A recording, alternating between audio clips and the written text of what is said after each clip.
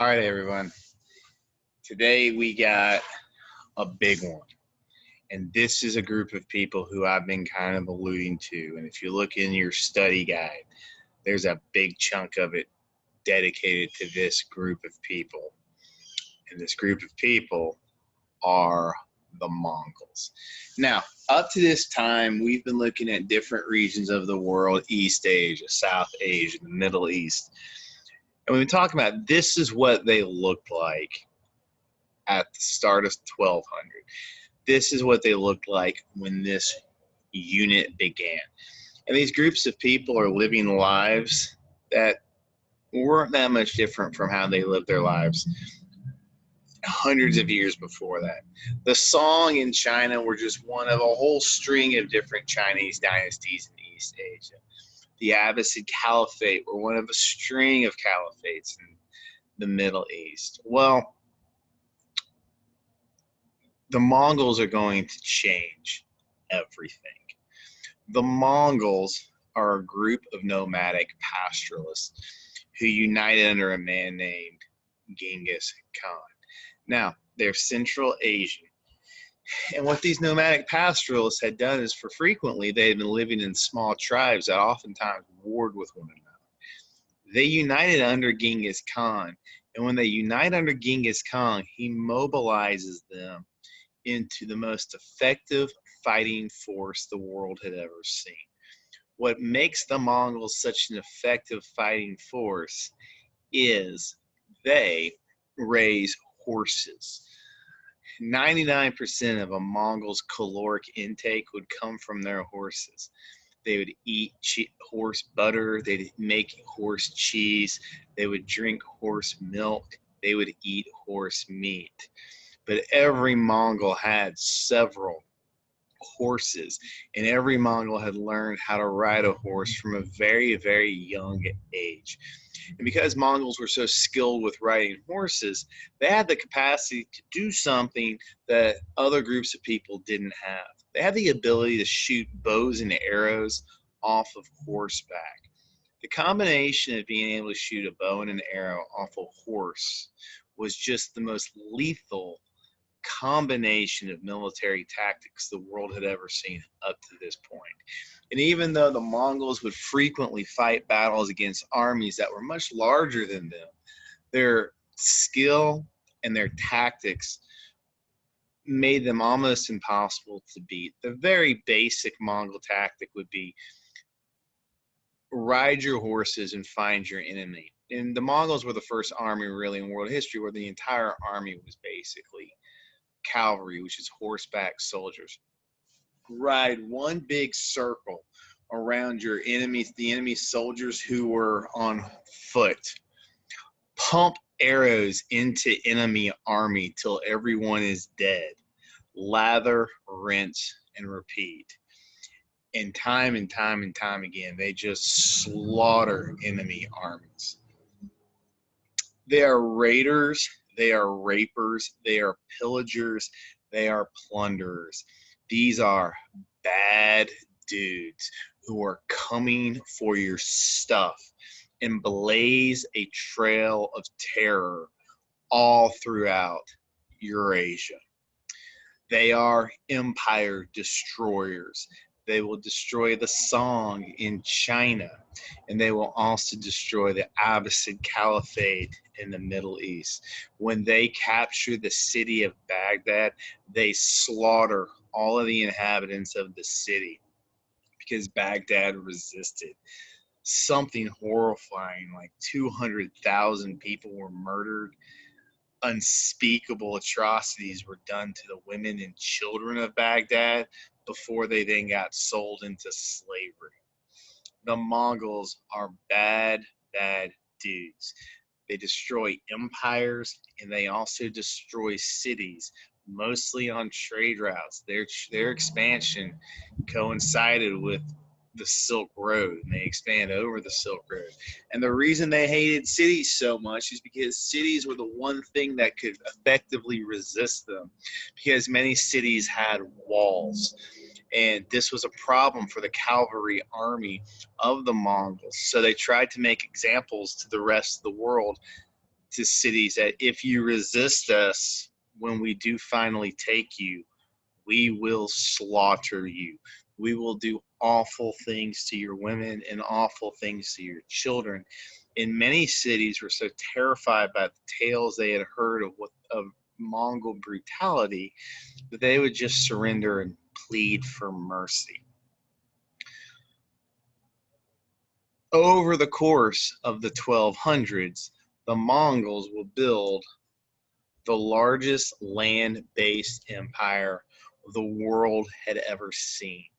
The Mongol Empire will go from Korea in the east all the way to Hungary in the west.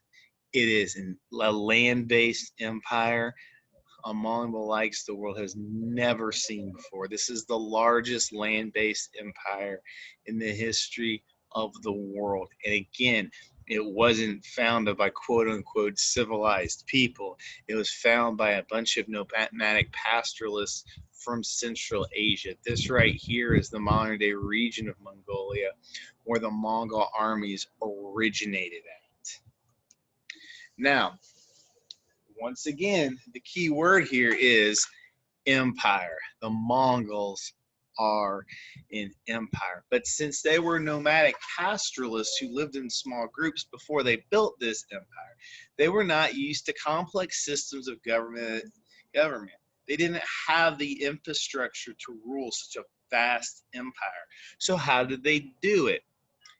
What they did was they gave lots of amounts of self-rule to groups of people they conquered and used existing government structures to help them rule. Another thing the Mongols would do is they would find effective bureaucrats in one region of the world and they would move them to other parts of their empire. For example, Marco Polo eventually started working for the Mongol Empire and he was a bureaucrat in China. That would not have been atypical. The bureaucrats from different regions of their empire would frequently come from all over the world because the Mongols needed experienced bureaucrats to help them rule. They gave once they conquered you, you got a lot of self-rule.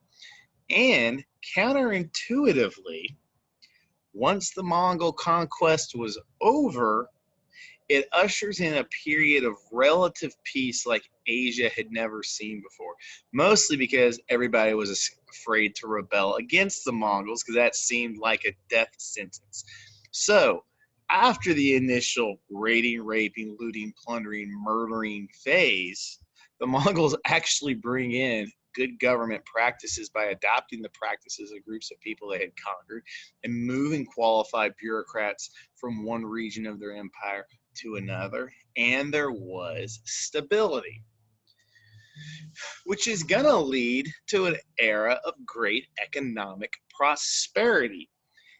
This is the first time in world history that the Silk Road was entirely controlled by one group of people.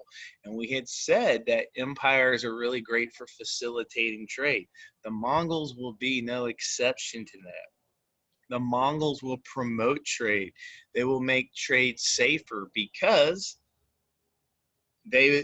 once the Mongols control the whole Silk Road, merchants only had to pay a tax one time. It used to be that when different groups of people controlled different parts of the Silk Road, every time a merchant went to a new region, they would have had to pay a tax.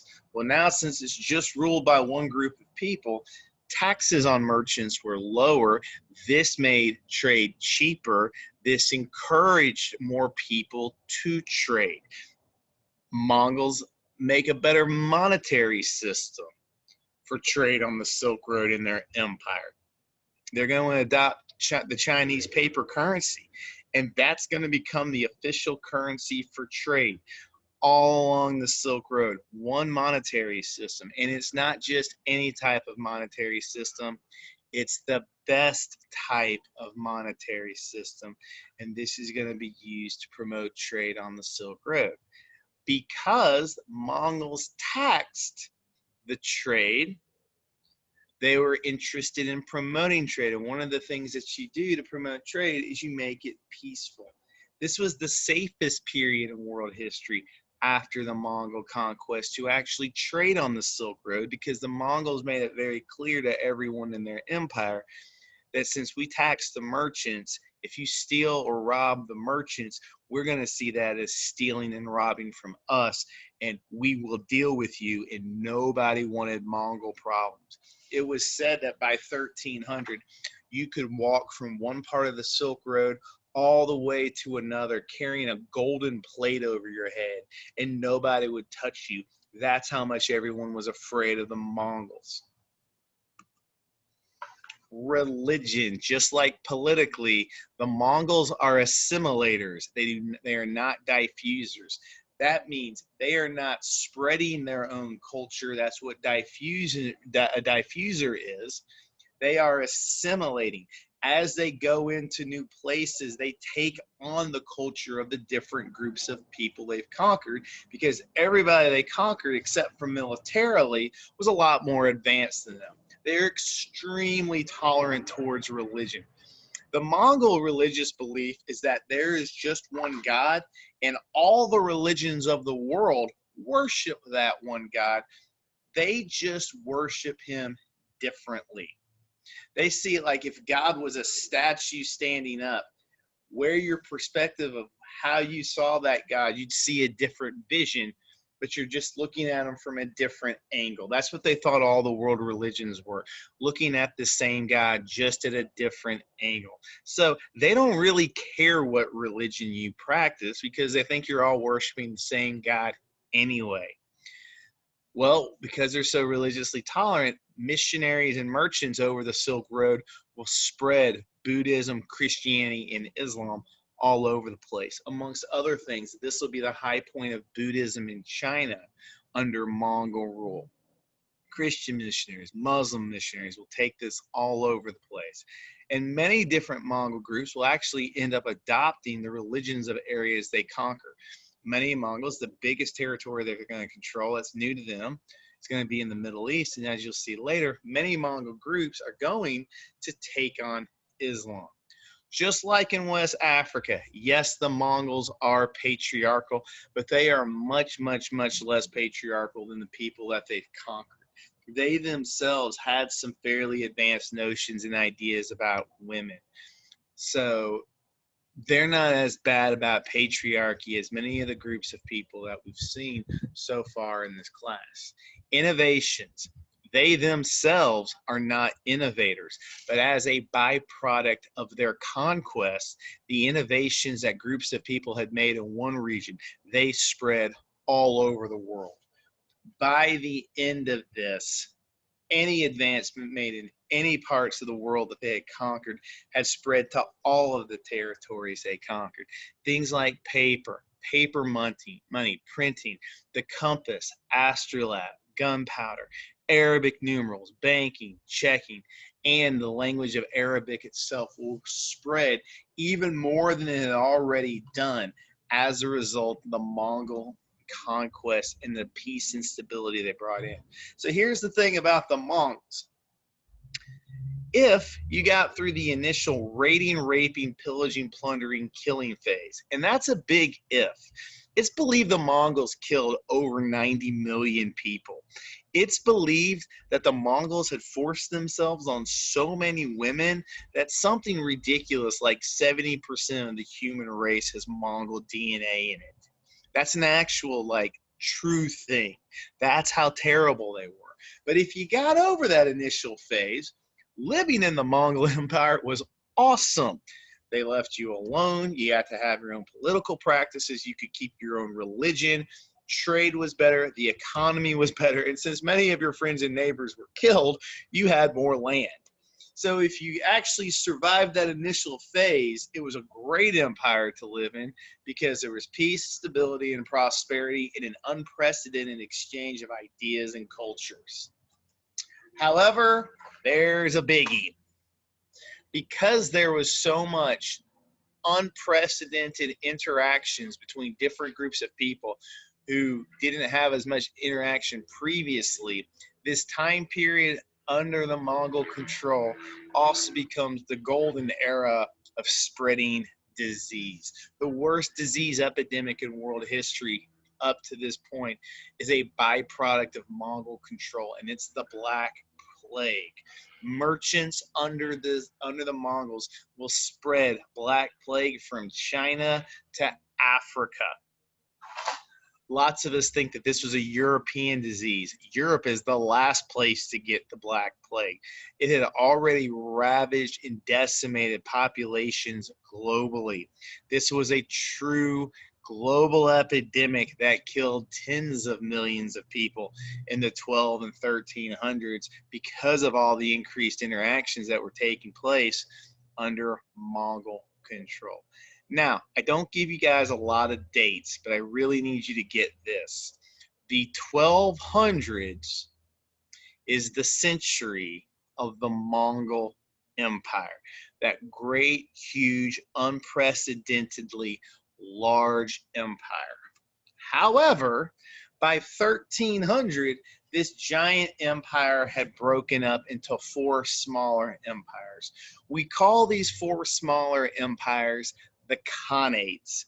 The Khanates are smaller Mongol empires that form and rule Asia roughly from 1300 to 1400.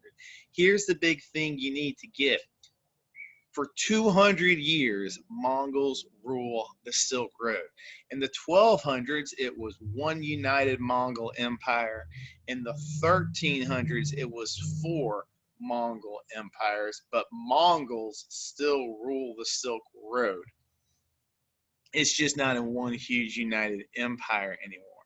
And yeah, where there was one big empire, now there's 4, but 1/4 of what was the Mongol Empire is still really freaking big.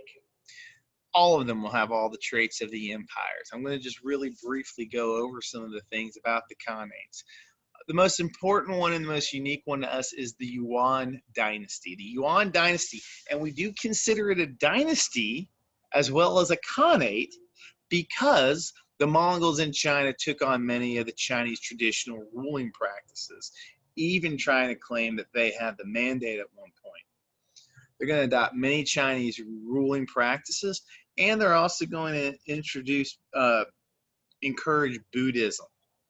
So there's a cultural exchange. They bring in many foreign bureaucrats like Marco Polo to help them rule this diverse empire. Now, there was always lots of tension between the Mongols and the native Chinese, but this is, generally speaking, a period of prosperity. Know that this is the first time that China has been conquered by an outside force. Another big major Khanate is the Ilkhanate. The Ilkhanate is a Khanate from the Mongols ruled in the Middle East. The most important thing to know about the Mongol Khanate in the Middle East, the Ilkhanate, is that the Mongols who captured this and created this, they eventually also convert to Islam. And ultimately, it won't look that much different than any other Muslim caliphate we had seen up to this point. A third Khanate is the famous Golden Horde. This becomes important in our next unit. A bunch of dark-skinned, and this becomes important to our story. I'm not just saying this lightly. Mongol Muslims came into Russia and built an empire where they ruled over white, lower-class Christians. And this is going to lead to color-based conflict and religious conflict that you're going to see even in Russia up to this day. But we're going to spend a lot of time about Russia starting in our next period. You just need to know for right now that when we left it, Russia had been ruled by a Mongol Khanate, the Golden Horde. And by the way, what an awesome name for an empire. And then finally, the Chagati. The Chagati is a Central Asian empire that controls the central third of the Silk Road. So again, the Mongols are still essentially involved in trade. The capital of the Chagati Khanate is going to be the city of Samarkand.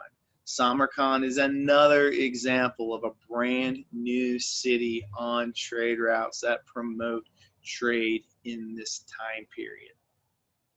And again, like all other cities, it'll be a center of trade, politics, and religion. All of these continue to promote trade. So the 1200s and the 1300s, which is the century of the Khanates, they all, and both of those will comprise the golden era of Silk Road trade from 1200 to 1400. Now, eventually by 1400, each of these empires have collapsed.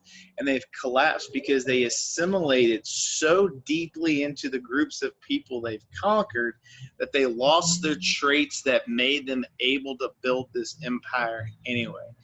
For a lack of a better term, they lose their Mongolianness. The Mongols in China by 1400 looked more Chinese and acted more Chinese than they acted Mongols. And they lost their ability to keep their empires together by force and by threat of force. And eventually, they're going to be driven out. But for 200 years, the Mongols revolutionized Eurasia, and they legitimately are one of the groups of people who have impacted the world incredibly deeply. You must know all this stuff about the Mongols for your test and for your writing assignment that's coming down the road. So, this is a map of the 4 Mongol Khanates. And again, the Silk Road would have gone through these 3 lower ones from China to the Middle East. And then this is the Golden Horde. So know these rough themes and rough ideas. Now, here's my question for the day that I want you guys to think about. From 1200 to 1450, we've talked about cities and their roles in society. I want you to name things that make cities grow and cities prosper during this time period. What are the things that are going to cause increased urban growth? And then, what are going to be things that are going to cause urban areas to decline? I want you guys to think about these things. I want you to take this slide. I want you to copy it into your digital notebook. I want you to answer these questions. I want you to catch up on today's work in your guide. If you haven't done your reading yet, you need to make sure you do your reading. I've really enjoyed you guys. I know we're trying to make the most of a bad situation, but I do think you guys are doing a good job. And I appreciate you guys. And as always, don't be afraid to reach out to me if you need some help with something. So without anything else, we're going to call it a day.